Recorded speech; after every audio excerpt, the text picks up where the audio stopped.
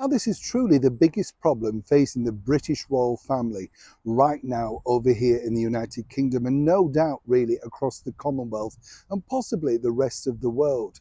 And it's a really tricky problem because, as one can imagine, it's about business and then it is, of course, about family. And when the two intertwine, it's very difficult, isn't it, to work out what to do for the best.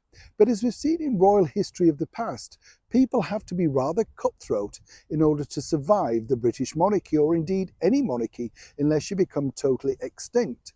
If you cast your mind back to 1936, when the then king decided to pull away to marry the woman he loved, he really could not have foreseen just how things would pan out.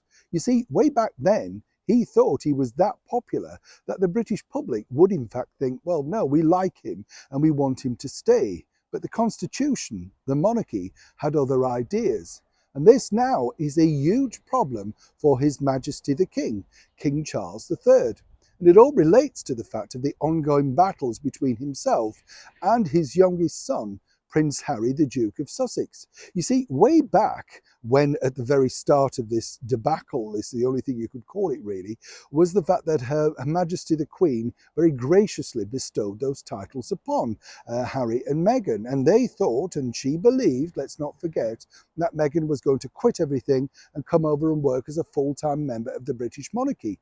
But the Queen was even more relenting than most people had foreseen, because she did say to Meghan that there's no reason for you to give up your career. She could sense that Meghan was, for want of a better word, a fraud. And the bottom line was she had no intention of giving up her life to wander around doing charitable work. It wasn't where Meghan lived. She could see this. She'd met a lot of her late sister's, Princess Margaret's chums, to realise that once show business was in the blood, there was no way these people were going to give it up. She knew that Meghan might stick it out for a while, but eventually somehow find a way back.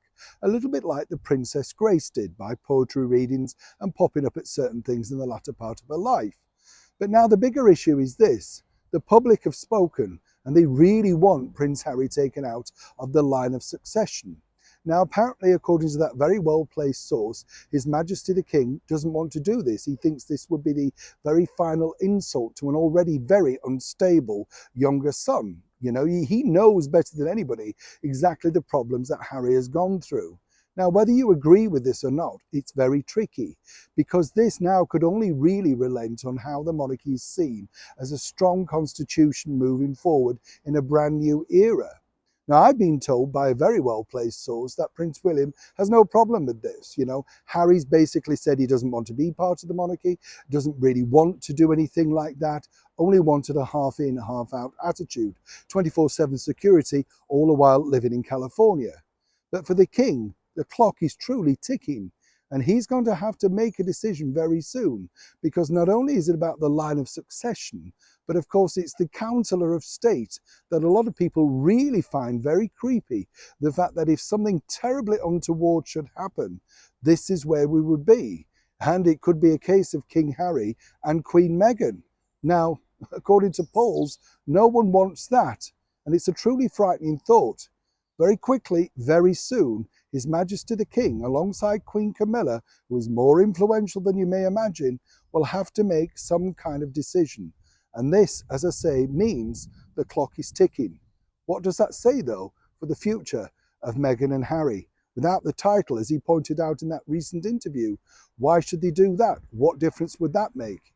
Well, we'll finally see, won't we? Neil Sean in the very heart of London.